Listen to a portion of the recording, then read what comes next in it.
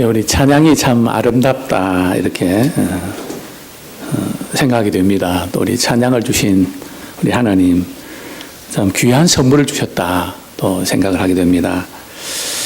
오늘 저는 이 탐심의 기준이라는 제목을 함께 좀 은혜를 나누고자 하는데요. 어제 제가 이렇게 서재에서 책을 보다가 부의 뿔이라고 하는 그 책에 이제 손이 갔습니다. 러시아의 노벨 수상자 알렉산더 솔레니치 유명한 분이죠. 1978년도에 하버드 대학의 이제 졸업식에서 이런 연설문을 이렇게 발표했습니다. 제가 잠깐 소개드립니다.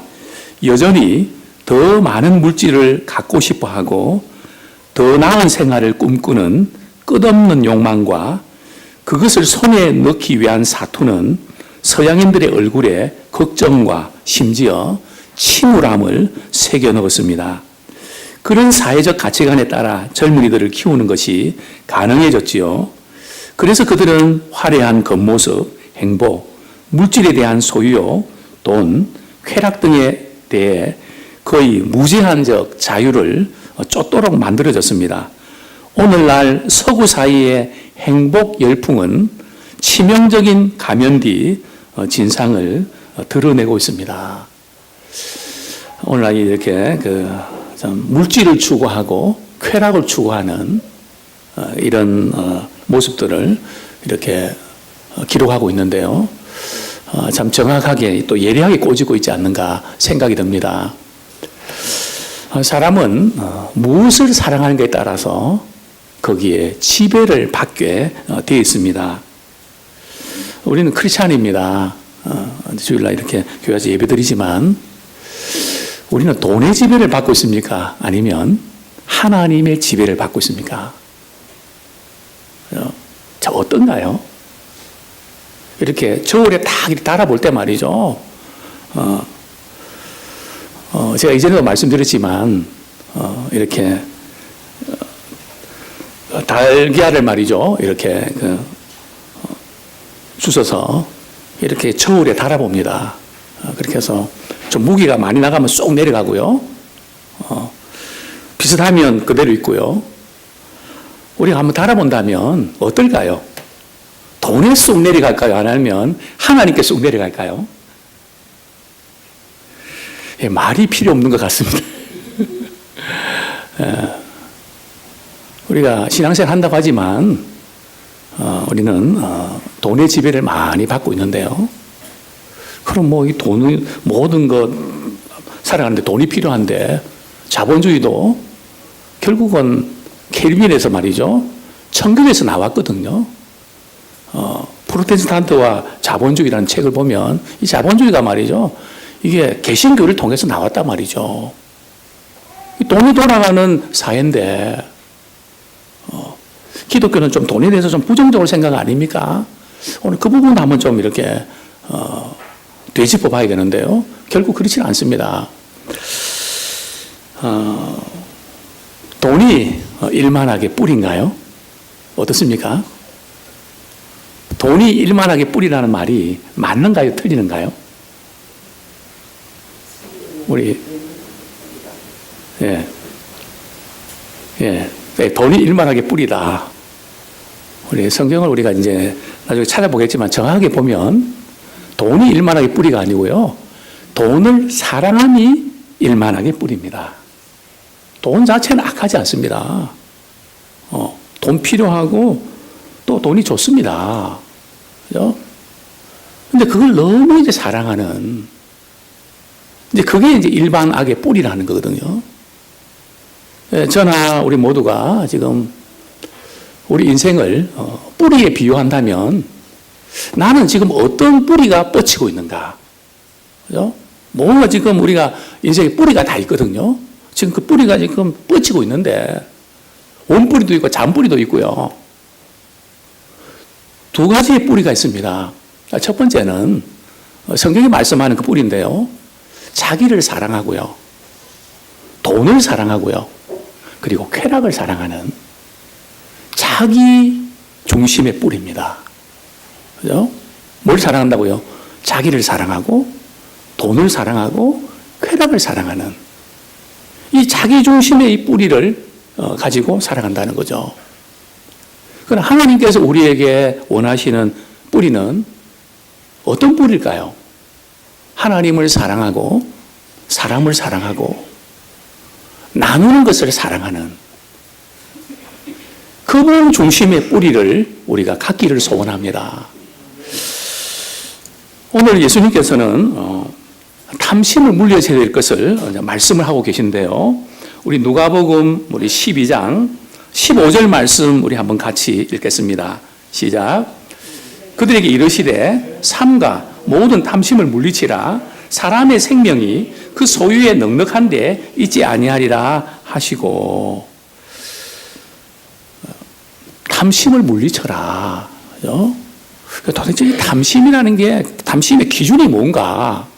그죠? 우리가 돈이 필요해서 우리가 돈을 모아야 되고 또 저축도 해야 되고 장기 계획도 세워야 되고 뭐 아파트도 사야 되고 좋은 차도 사야 되고 우리 나름대로 지금 우리 돈을 모아야 되는데 도대체 탐심이라는 것은 어느 정도로 이렇게 기울어진 것을 탐심이라고 하느냐.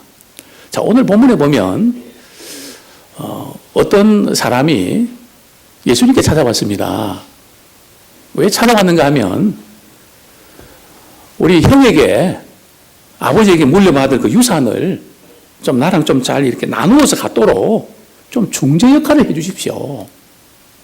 그때 예수님께서 야, 내가 너희들이 지금 그 유산 분배하는 뭐 그런 변호사냐? 나는 그런 역할을 하는 사람이 아니다. 이렇게 말씀하시면서 탐심을 물리치라고 말씀하셨습니다. 그죠? 여기서 이 탐심이라는 게 뭘까요? 그죠? 뭐 말 그대로 지나치게 탐하는 거, 또 지나치게 욕심 부리는 거, 그죠? 또 이렇게 쉽게 말씀드리면요, 돈에 대해서 밝히는 거 있죠. 제가 어제 그저께인가요? 우리 뭐 식사를 하다가 이제 우리 장로님 목사님 말을 이렇게 하실 때 적나라하게 하시는 게 좋다고. 그래 알아듣지. 우리 성도님들은 이렇게 둘러싸면 잘 못 알아듣는다고. 그래서 제가 노력 중입니다. 이 탐심이 뭔가 하면 돈에 대해서 밝히는 거. 또 돈에 대해서 약한 거. 사람이 약한 게 있는데요. 돈에 대해서 약한 사람이 있습니다. 그 다음에 탐심은요. 돈 문제 나오면 표정이 바뀌는 거. 그거 아세요? 딱 돈 이야기 나오면 표정이 확 바뀌는 거예요. 보통은 괜찮은데 돈 문제가 딱 나오면 말이죠. 눈빛이 달라지는 거. 예. 전부 다 눈을 제가 안 맞추시려고. 예. 이게 이제 탐심이라는 거죠. 또 탐심은 뭔가 하면요. 뭐 이런 거죠. 깍쟁이, 구두쇠, 이런 말 들으면요. 돈에 탐심을 갖고 있는 거예요. 어떻습니까? 우리가 어떤 말을 듣죠? 아이, 아무개 집사님은 참 깍쟁이야. 이러면 지금 탐심이 있는 거예요. 정말 지나쳐. 그러면 탐심이 있는 겁니다. 또 이 탐심이라는 것은 말이에요. 더 많은 것을 한꺼번에 많이 벌고 싶은 거. 일종의 투기죠. 그죠? 이게 이제 탐심이라는 거죠. 자, 우리 디모데전서 6장 9절부터 10절까지 한번 보겠습니다. 예, 디모데전서 6장 9절부터 10절까지. 아까 일만하게 뿌리라는 그 부분 한번 좀 점검하시죠. 디모데전서 6장 9절부터 10절. 시작. 부하려 하는 자들은 시험과 올무와 여러 가지 어리석고 해로운 욕심에 떨어지나니 곧 사람으로 파멸과 멸망에 빠지게 하는 것이라. 돈을 사랑하니 일만하게 뿌리가 되나니 이것을 탐내는 자들은 미혹을 받아 믿음에서 떠나 많은 근심으로써 자기를 찔렀도다. 저기 보면은 부하려 하는 자는, 여기 원문에 보면 말이죠. 정상적으로 이렇게 부자가 되는 게 아니고 내가 이 월급쟁이로 언제 이렇게 돈 벌겠냐. 그죠? 언제 집 사겠냐. 그래서 좀 이렇게 투기를 해서 말이죠. 내가 돈을 벌어봐야 되겠다. 그죠? 이런 생각이 들어가는 순간에 문제가 생긴다는 거죠. 그죠? 막 해로운 그런 일들이 우리에게 닥치게 되고 침륜과 멸망에 빠진다는 거죠. 그죠? 그래서 이 탐심의 이 폐해성을 우리 지적하고 있는데요. 이 탐심은 문제가 뭐가 되는가 하면 이 탐심을 가지면 근심이 끝일 날이 없습니다. 그래서 돈에 계속 질리는 거예요. 그냥 돈 때문에 말이죠. 누가 무슨 말 하면 돈 때문에 막 찌르는 거예요. 돈 없다고 그렇게 하는 거지. 돈 없다고 그러는 거지. 자꾸 말이죠. 돈 걸리려고 시켜서 막 그렇게 하잖아요. 이것이 얼마나 사람을 불행하게 만드는지 성경은 그 문제 해결해야 된다. 뭐 저 자신이 사실은 사업가가 안 되고 지금 목회자가 된 것이 바로 이겁니다. 돈에 찔림을 받고 싶지 않다. 저에게 있어서 제일 이제 좀 힘든 시간이 재직회입니다. 우리 윤 집사님이 잘 준비해서 이렇게 데이트하는, 이렇게 해주시는데요. 저한테는 하나도 메모리가 안 돼요. 왜냐하면 저 이제 구조가 말이죠. 그 돈 계산하고 뭐 이런 부분에, 그걸 담고 말이죠. 이거 자체가 싫어서 한 번 들으면 빠져나가니까요. 왜냐하면 돈 때문에 찔리는 걸 너무 많이 봤으니까요. 저희 집에서 너무 많이 봤으니까요. 제가 방향을 틀었던 이유는 말이죠. 단 한 가지입니다. 내 삶에 있어서 나는 절대 돈 때문에 난 안 찔릴 거야. 우리 옆에 있는 그렇게 하면 인사하기 원합니다. 돈 때문에 찔리지 맙시다. 이 돈 때문에 찔리는 게 얼마나 아픈지 아십니까? 얼마나 이 돈 때문에 찔리는 게 얼마나 고통스러운지.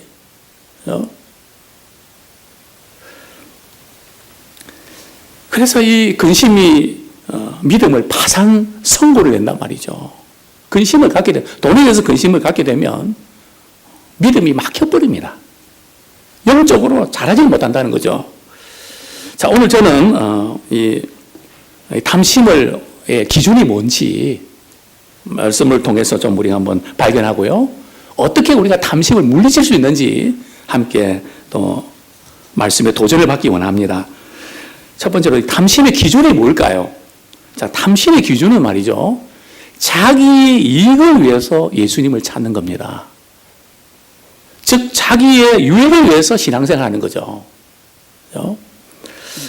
오늘 본문 13절, 14절, 다시 한번 같이 읽겠습니다. 시작. 무리 중에 한 사람이 이르되, 선생님, 내 형을 명하여 유산을 나와 나누게 하소서 하니, 이르시되, 이 사람아, 누가 나를 너희의 재판장이나 물건 나누는 자로 세우느냐 하시고. 물론 예수님께서 지금 이 말씀을 하실 때는 이유가 있습니다. 당시에 이제 그 예수님을 라피로 알았거든요. 당시에는 무슨 재판관이 있는 것도 아니고 변호사도 있는 것도 아니고, 이제 이런 그 유산 분배 문제가 나오면 그 라피에게 찾아가서 도움을 요청을 했거든요. 그러니까 예수님을 라피로 알았으니까 당연히 우리 형 지금 욕심이 너무 많은데 좀 이렇게 선생님이 좀 말씀 잘 해주셔갖고 유산을 나랑 좀 이렇게 잘 분배할 수 있도록 도움을 요청했던 거죠. 즉 예수님을 통해서 그 재산 분배, 자기 이익을 얻기 위한 거죠. 그 예수님께서 내가 무슨 재판관이냐? 예수님이 그런 권한과 능력이 없다는 게 아니고요. 예수님께서 우리에게 주시기를 원하시는 것은 다른 데 있다는 겁니다. 큰 문제가 아니라는 거죠. 그래서 이 탐심의 이 문제, 예수님께서는 이 돈 문제에 대해서 언급을 많이 하셨습니다. 그렇죠? 성경에 예수님 말씀 가운데 3분의 1이 돈 문제예요. 제가 이 학위 논문을 썼기 때문에 알지 않습니까? 한 300권 정도 책을 읽고 말이죠. 논문을 썼는데 예수님은 돈에 대해서 관심이 굉장히 많으세요. 그죠? 돈 문제를 굉장히 많이 다루고 계세요. 근데 예수님이 이렇게 강조하는 것은 다른 게 아니고 돈을 얼마나 많이 모았느냐 그 자체보다 돈에 대해서 우리가 어떤 어떤 태도를 갖고 있는가? 돈에 대해서 어떤 반응을 하는가? 또 돈을 어떻게 쓰는가? 이 부분에 우리에게 강조점을 두고 계신데요. 예수님 이렇게 말씀하셨습니다. 사람의 생명은 소유에 넉넉한 데 있지 않다는 거죠. 사람의 생명은 돈이 많고 적음에 있지가 않다는 거죠. 그래서 이걸 우리가 확실히 붙잡아야 되는데요. 인생의 참된 의미와 가치가 소유에 넉넉한 데 있지 않다는 겁니다. 그런데 우리는 속죠. 돈이 많으면 우리가 더 행복하고 더 안전하고 더 대접을 받고 더 가치 있는 사람이 될 거라고 하는 유혹을 받습니다. 그러나 사실은 그게 아니란 말이죠. 사람의 생명이 거기에 있는 거 아니, 돈에 있는 거 아니다. 우리가 잘 사는 게 뭐죠? 누가 잘 삽니까? 돈 많이 벌면 잘 사는 건가요? 우리 항상 그렇게 생각한단 말이죠. 그죠? 돈 많이 버는 게 잘 사는 게 아니에요. 그죠? 그러면 돈 못 버는 게 잘 사는 거냐? 또 그것도 아니에요. 그죠? 돈이 많고 적음의 문제가 아니란 말이죠. 하나님이 내게 주신 것을 가지고 어떻게 섬기면서 살아가는가? 그게 진정한 부자입니다. 그죠? 이 부분을 주님은 이제 강조하셨습니다. 자, 오늘 그러시면서 예수님께서 이런 비유를 드셨죠. 우리 16절부터 이렇게 쭉 보면 이런 내용입니다. 먼저 우리 16절부터 19절까지 한번 같이 읽겠습니다. 누가복음 12장 16절부터 19절까지 시작. 또 비유로 그들에게 말하여 이르시되 한 부자가 그 밭에 소출이 풍성하며 심중에 생각하여 이르되 내가 곡식 쌓아둘 것이 없으니 어찌할까 하고 또 이르되 내가 이렇게 하리라 내 곡관을 헐고 더 크게 짓고 내 모든 곡식과 물건을 거기 쌓아두리라. 저기 오늘 버전으로 바꾸면요. 이제 지금 장사가 잘 되는데 부동산 말이죠. 몇 채 사고 말이죠. 또 증권 투자하고 또 요즘 뭐 중국 증권이 괜찮다. 주식이 괜찮다 해서 말이죠. 그것도 하고 뭐 베트남 것도 좀 하고 그죠? 뭐 분산하려며요. 그죠? 뭐 그렇게 해서 여러 가지로 말이죠. 이제 내가 이 정도면 먹고 살만하다. 야, 돈 벌 때 벌어야지. 그죠? 뭐 이 정도면 이제는 됐다. 그죠? 이제 이런 그 부자입니다. 근데 오늘 본문에서 이 부자는 뭐 크게 부정한 방법으로 재산을 증식한 것 같지 않습니다. 그죠? 뭐 나름대로 열심히 살아서 말이죠. 열심히 농사해서 열심히 뛰어갖고 이렇게 부자가 됐습니다. 그죠? 근데 부자의 고민은 뭡니까? 갖고 있는 이 재산을 어떻게 관리하냐. 그죠? 여기에 대한 고민을 한단 말이죠. 쉽게 말씀드리면요. 우리가 여행 갈 때, 휴가 갈 때 말이죠. 편하게 갔다 오십니까? 아니면 걱정하면서 갔다 오십니까? 집에 있는 건 말이죠. 금은 폐물, 뭐, 돈, 현금, 어디다가 이렇게 숨겨둡니까? 그죠? 있는 사람들은 그거 신경 쓰거든요. 없는 분들은 뭐 없으니까 신경 안 씁니다. 그래, 돈 없는 분 이걸 골라야 되잖아요. 투자해야 되잖아요. 매출액 올려야 되잖아요. 그죠? 계속해서 이제 고민을 한단 말이죠. 근데 오늘 본문에서 이렇게 하는 게 뭐가 잘못된 겁니까? 그죠? 지극히 정상적인 거 아닙니까? 당연히 이렇게 해야 되는 거 아닙니까? 그죠? 지금 예수님이 뭔가 좀 책망하시는 것 같은데, 그죠? 예수님께서 뭘 지금 꼬지고 계시는 걸까요? 그죠?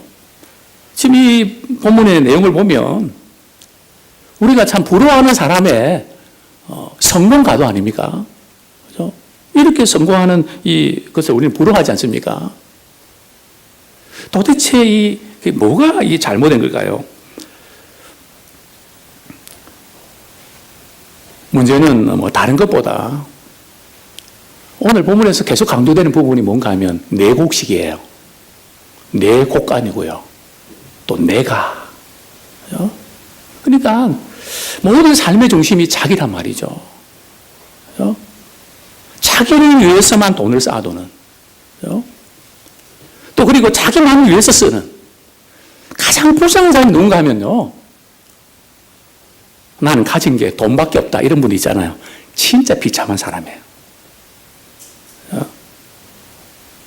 돈밖에 없다. 그게 부르는 사람 아닌가요? 정말 비참한 사람이에요.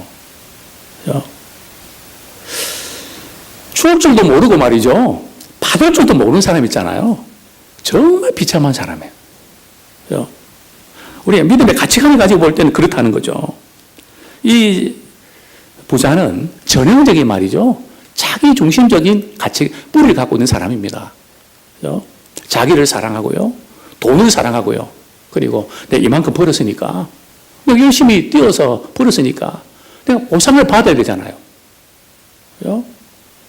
내가 여러 해 동안 이렇게 돈 모았는데 평안히 이제 쉬고 먹고 마시고 즐기자.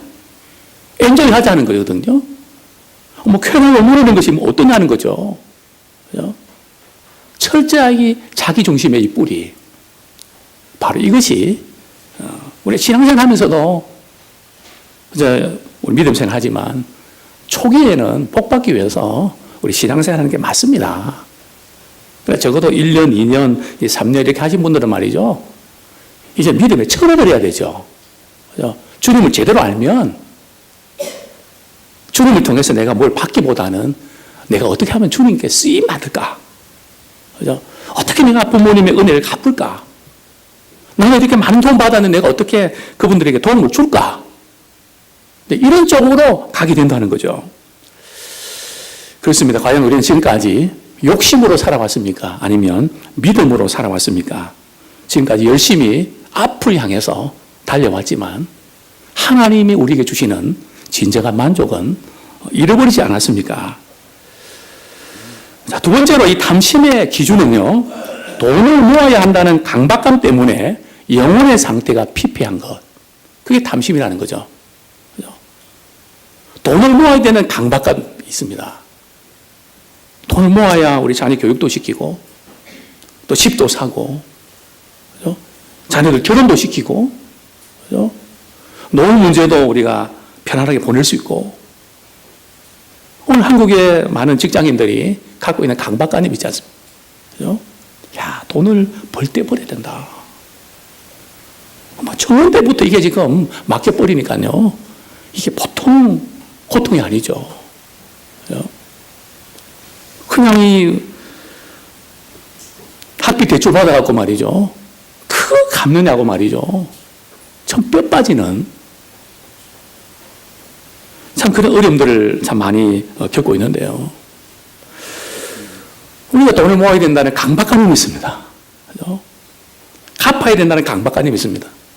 그죠? 좀 제가 만약에 정치인이라면요, 우리 학생들 학비 대출한 거 그 전부 다 안 갚아도 된다. 그 정책을 한번 펼치면 참 좋겠습니다. 꿈 같은 이야기지만은 얼마나 젊은이들이 참 이것 때문에 고충을 당합니까? 강박관념이 있습니다. 그것 때문에 우리 영적 상태가 피폐해지는 그게 탐심이라는 거예요. 돈을 많이 모으는 것 자체가 문제가 아닙니다. 영혼의 상태가 너무나 피폐하다는 거죠. 하나님은 오늘 본문의 이 부자에 대해서 이렇게 말씀하십니다. 이 어리석은 자야. 자, 우리 20절, 21절 같이 한번 읽겠습니다. 20절, 21절 시작. 하나님이 이르시되 어리석은 자여 오늘 밤에 내 영혼을 도로 찾으리니 그러면 내 준비한 것이 누구의 것이 되겠느냐 하셨으니 자기를 위하여 재물을 쌓아두고 하나님께 대하여 부여하지 못한 자가 이와 같으니라. 하나님 이 부자에 대해서 어리석은 자라고 말씀합니다. 지금까지 참 열심히 살고 가족을 위해서 또 자기의 미래를 위해서 열심히 살아와서 말이죠. 이제는 조금 놀으려고 그러는데 오늘 오늘 밤 내 영혼을 네가 찾으면, 영혼을 찾는다는 것은 하나님께서 불러가시면, 즉 이 세상에서 죽으면 너가 번 그 돈이 그게 무슨 소용이 있냐. 어떻게 보면 말이죠. 조금 그 하나님께서 그 이렇게 말씀하실 때, 우리 주님이 말씀하실 때 좀 잔인한 표현 같습니다. 그죠? 좀 열심히 그렇게 그 번 돈 좀 누리고 말이죠. 뭐 그렇게 살아가면서 믿음 생활하면 되지. 꼭 이렇게 극단적인 표현을 말이죠. 쓰셔서 실컷 고생했는데 말이죠. 아무런 낙이 없는. 그죠? 왜 이런 말씀을 하셨을까? 그죠? 왜 이렇게 예수님께서 이 강도 높은 말이죠. 표현을 하셨는가 하면 우리가 그만큼 탐심을 갖기 때문에 그래요. 그냥 이 돈 문제에 붙잡혀서 온통 그 근심과 걱정과 또 이런 문제 때문에 영적으로 꽉 그냥 막혀 있는. 그죠? 그래서 우리 예수님께서 좀 극단적인 말이죠. 충격을 주는 겁니다. 오늘 밤 내가 내 생명 취하면 생명은 하나님께 속한 것이거든요. 돈도 하나님이 맡겨주신 겁니다. 그 내 것이 아니에요. 그 말 많이 하죠. 버는 건 따로 있고 쓰는 뭐 따로 있다고. 그죠? 어떤 사람은 벌기만 벌고 쓸 줄을 몰라요. 제가 좀 써드리고 싶은데 또 그런 것도 안 하시더라고요. 제가 쓰는 건 자신 있거든요. 어쨌든 그죠? 이런 인생의 코스가 얼마나 참 불완전하고 얼마나 어리석은지, 그럼에도 불구하고 우리는 여전히 그 길을 따라간단 말이죠. 그래서 하나님께서 어리석은 자다. 사실은 이 본문이 올릴 때 계속해서 좀 우리에게는 당연한 것 같은데 왜 하나님은 어리석은 자라고 말씀하시는가? 우리 주님이 보시는 것은 이런 겁니다. 이 부자가 말이죠. 창고를 크게 짓고 곡식을 쌓아놓고 말이죠. 사업 넓히고 확장하고 말이죠. 그죠? 뭐 그냥 부산에도 하나, 뭐 경주도 하나, 뭐 여러 가지 매장 말이죠. 늘리면서 매출액 올렸는데 그걸 이렇게 보면서 그게 든든한 거예요. 통장의 잔고를 보면서 흐뭇해하는 거죠. 그죠? 바로 그 부분이에요. 돈을 의지하고 있다는 거예요. 돈이 필요한 단계를 넘어서, 그죠? 돈을 의지하고 돈이 든든하다는 거예요. 어떻습니까? 우리가 믿는 하나님이 든든하세요? 통장에 돈이 든든합니까? 저는 지금도 이렇게 간혹 은행에 이렇게 제가 가면, 통장 정전차 가면 아마 저금을 하신 분 같아요. 적금하신 분 같아요. 이렇게 통장에 잔고를 보시면서 흐뭇하게 웃는 그 모습. 참 좋겠다. 왜 그래 좋냐? 그거 없으면 그렇게 불안하고,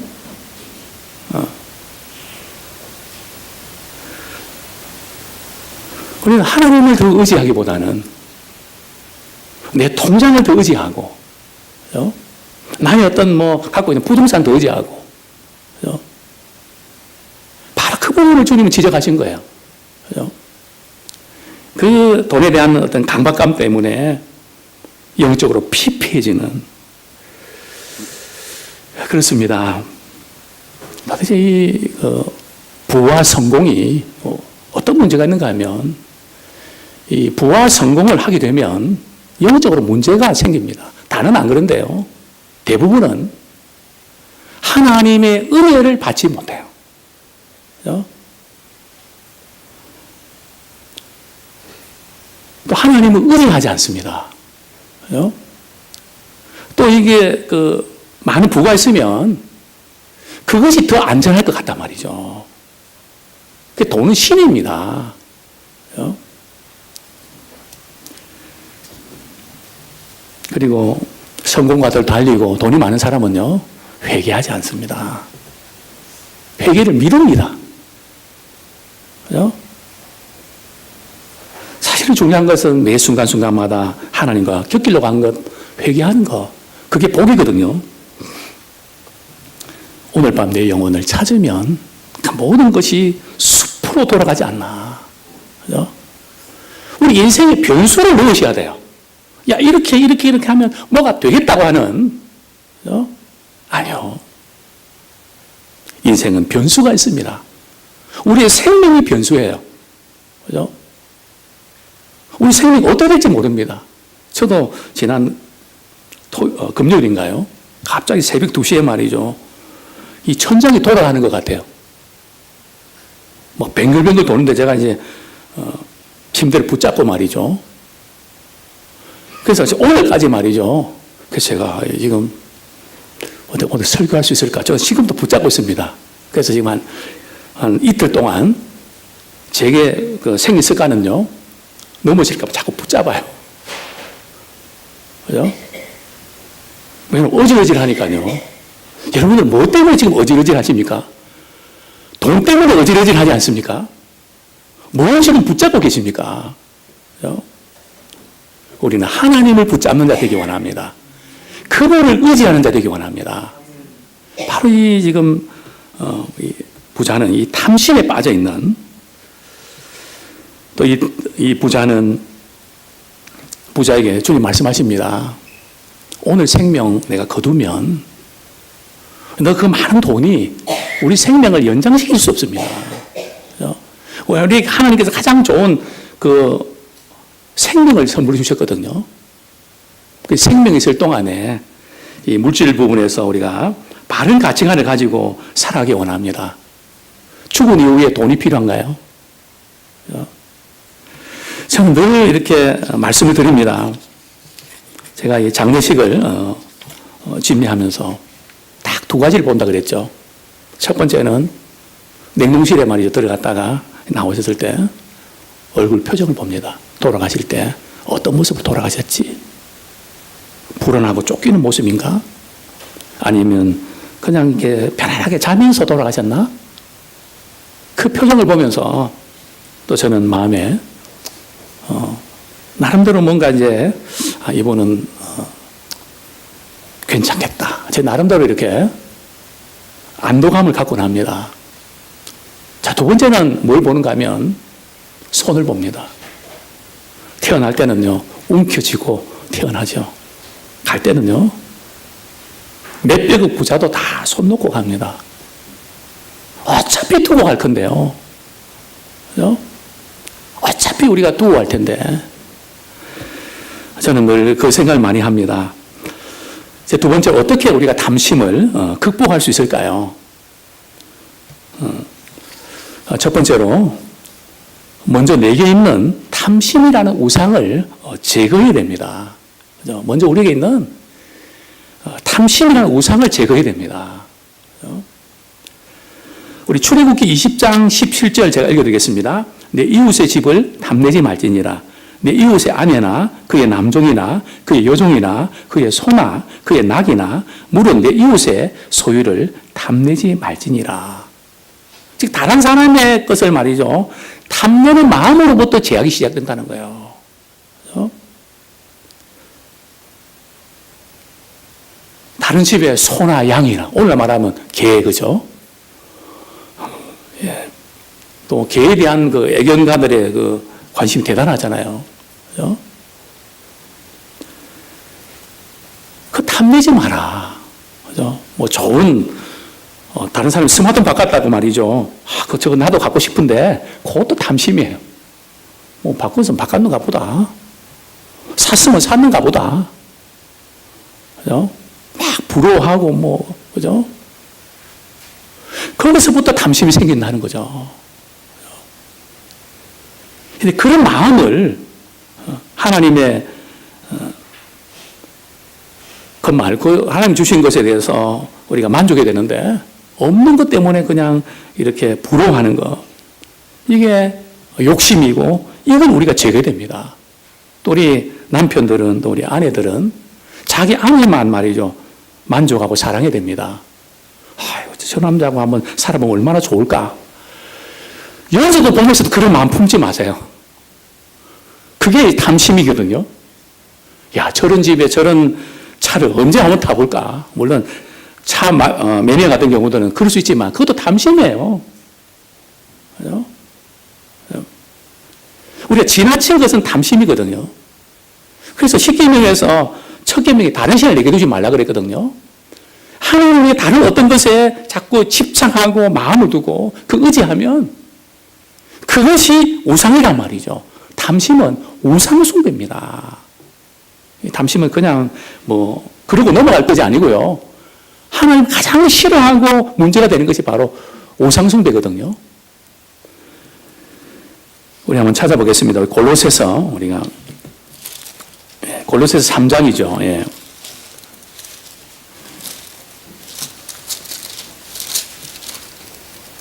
예, 우리 골로새서 3장 5절 말씀 찾으신 분 한번 같이 읽겠습니다. 시작. 그러므로 땅에 있는 지체를 죽이라. 곧 음란과 부정과 사욕과 악한 정욕과 탐심이니 탐심은 우상숭배니라. 그러니까 탐심으로 모든 죄가 이렇게 짓는다는 거예요. 탐심 모든 죄악이 뿌리예요. 그죠? 거짓말 하는 것도 욕심 때문에. 그죠? 도둑질 하는 것도 욕심 때문에. 그죠?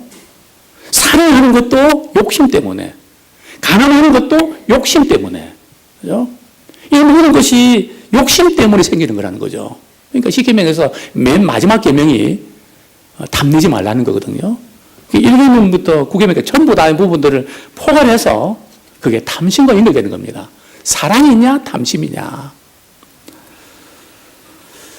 우리 주님은 이렇게 말씀하셨습니다. 하나님과 재물을 겸하여 섬길 수 있다고요, 없다고요? 없습니다. 근데 저는 있을 것 같아요. 그죠? 하나님과 돈을 겸하여 섬길 수 있을 것 같아요. 근데 우리 주님은 겸하여 섬길 수 없다 그랬거든요. 근데 문제는 여기서 섬긴다는 거죠. 과연 우리가 말이죠. 내가 지금 돈을 섬기고 있는지 섬기고 있지 않는지 어떻게 합니까? 그죠? 돈을 섬긴다는 것은요. 돈의 판단의 기준이 된다는 거예요. 항상 무슨 말 하면 돈 때문에. 그죠? 항상 무슨 할 때도 돈이 되면 말이죠. 움직이고 돈이 안 되면 안 움직이는. 이게 돈을 섬기는 겁니다. 그죠? 또 이게 자기 자신만을 위해서, 가족들만 위해서 돈을 사용하면 그건 탐심이 많은 사람이에요. 남을 위해 전혀 쓰지 않는 사람은요, 탐심 장아찌입니다. 장아찌가 뭔지 아세요? 탐심으로 똘똘 뭉쳐진 장아찌란 말이에요. 혹시 우리가 그렇게 탐심 장아찌 아닙니까? 자기밖에 모르는. 그죠? 그게 탐심을 하는 거죠. 또 무엇을 먹을까, 무엇을 입을까, 무엇을 마실까, 항상 늘 그냥 그 염려가 가득 찬 사람은 탐심이에요. 그죠? 우리 하나님을 의지하고 하나님께서 우리에게 필요한 것들 공부해 주려고 그랬거든요. 너는 먼저 그 나라와 의를 구해. 그럼 이 모든 거 하나님이 공급해 주실 거야. 그걸 안 믿고 말이죠. 내가 다 해결하려고 하니까. 그죠? 내가 다 그거 그냥 해결하려고 하니까 힘이 들죠. 우리 옆에 있는 분들 그렇게 하면 인사하기 원합니다. 근심 붙들어 맵시다. 근심하는 것도 물론 우리가 잠시 금시할 수 있습니다. 사람인지라. 그러나 너무 오랫동안 말이죠. 밥도 못 먹고 막 그렇게 잠도 못 자고 그건 벌써 탐심이에요. 자, 두 번째로 우리 탐심을 물릴 수 어떻게 극복할 수 있는가 하면 영혼이 잘 되는 것에 우선순위를 둬야 됩니다. 평소에 생활에 말이죠. 영혼이 잘 되는 것에 우선순위를 두면서 살아가야 되는 거예요. 우리 본문 21절 한번 같이 읽겠습니다. 시작. 자기를 위하여 21절 재물을 쌓아두고 하나님께 대하여 부여하지 못한 자가 이와 같으니라. 재물을 쌓아두고 말이죠. 이걸 좀 오늘날 버전으로 바꾸면 돈을 모을 때 좀 모아야 되고 그게 다 우리가 좀 성공한 다음에 그 다음에 주님을 위해서 다른 사람을 위해서 써야지. 지금 나도 힘들어 죽겠는데. 이것은 위험한 도박입니다. 크리스찬들이 그렇게 살면 안 돼요. 없어도 말이죠. 베풀어야 됩니다. 없을 때에 나누셔야 돼요. 없을 때에 부모님께 용돈 드려야 돼요.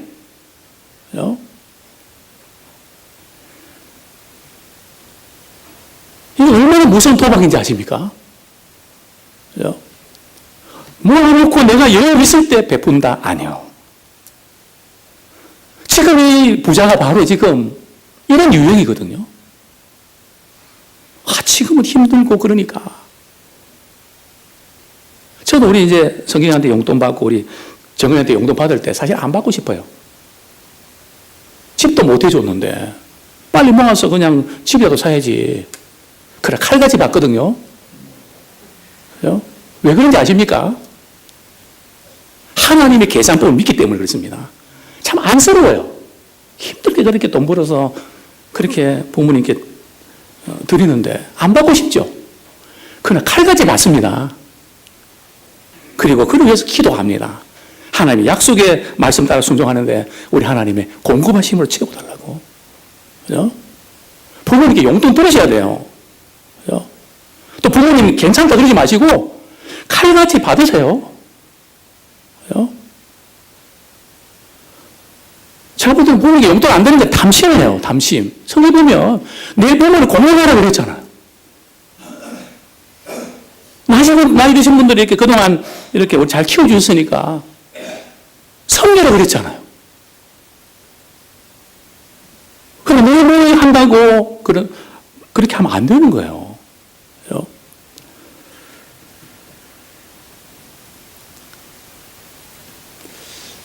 우리 빌립보서 우리 4장 11절부터 13절 말씀에 보면 이런 말씀이 나옵니다. 우리가 이 탐심을 물리치려고 그러면요. 먼저 우리 영혼이 잘 되는, 즉 영혼이 잘 되는 것은 하나님의 말씀의 원리 따라 사는 거예요. 믿음의 원리 따라 사는 거거든요.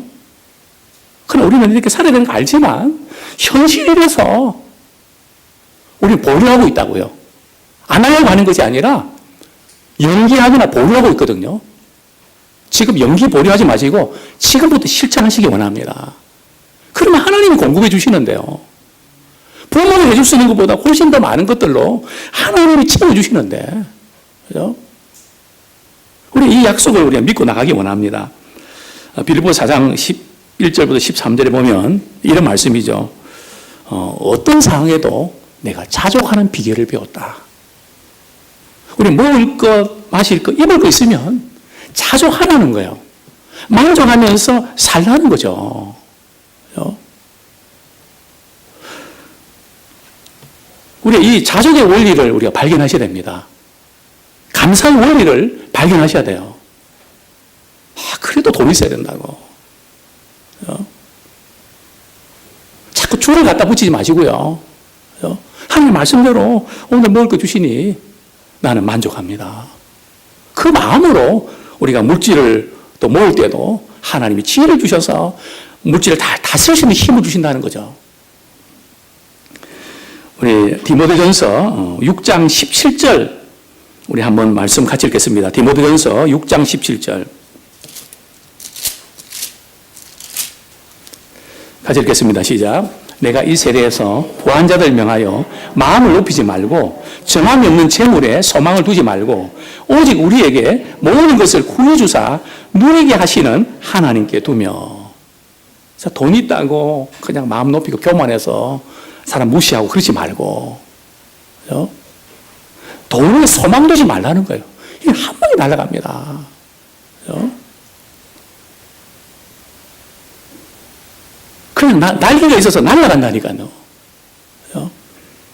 소망을 재물을 두지 말고 이 재물을 주시는 하나님께 소망을 두리라는 거죠. 하나님께 소망을 두면 재물을 누릴 줄도 압니다. 우리가 주신 물질 가지고 누린 거 잘못 아니에요. 그죠? 저는 늘 그런 강조를 합니다. 우리 아내들이 자기를 위해서 돈 쓰지 못하고 늘 불평 원망하는 분도 있으면 자기를 위해서 돈을 쓰라고 합니다. 그죠? 근데 못 써요. 그죠? 하나님의 자녀가 말이에요. 하나님 주시는 거 가지고 우리가 물론 사치하고 이러면 안 되겠지만 그 부분에서 누리고 행복해하는 거 하나님 기뻐하시죠. 그래요?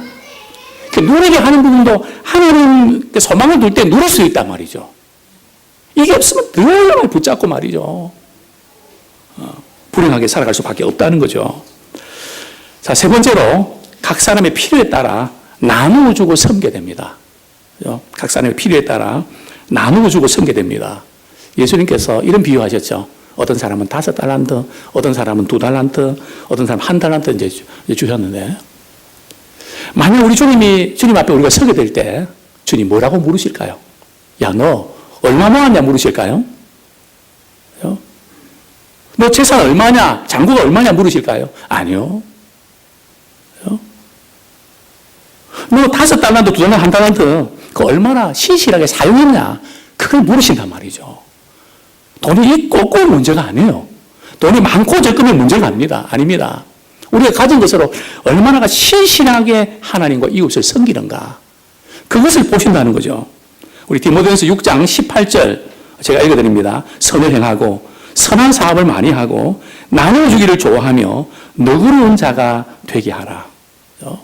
선을 행하고 선한 사업을 많이 하고 나눠주기를 좋아하고 너그러운 자가 되게 하라. 우리 그리스도인들은 재물을 모을 때 말이죠. 나누기 위해서 모으는 사람이에요. 모으기 위해서 모으는 사람이 아니고요. 나누기 위해서 모으는 사람입니다. 잘 이렇게 모았다가 정말 주님 필요한 곳에 또 나누는 곳에 쓰는 거죠. 멋있지 않습니까? 표정을 보니까 별로 안 멋있는 것 같아요. 정말 멋있는 것 같은 소외되고 힘든 사람에게 참 나눠주는 하늘의 보물을 쌓아두고 또 이웃을 돕는 일에. 근데 왜 주님 이렇게 말씀하셨는가 하면 디모데전서 6장 18절에 보면요. 우리 한번 같이 읽겠습니다. 디모데전서 6장 19절. 19절. 시작.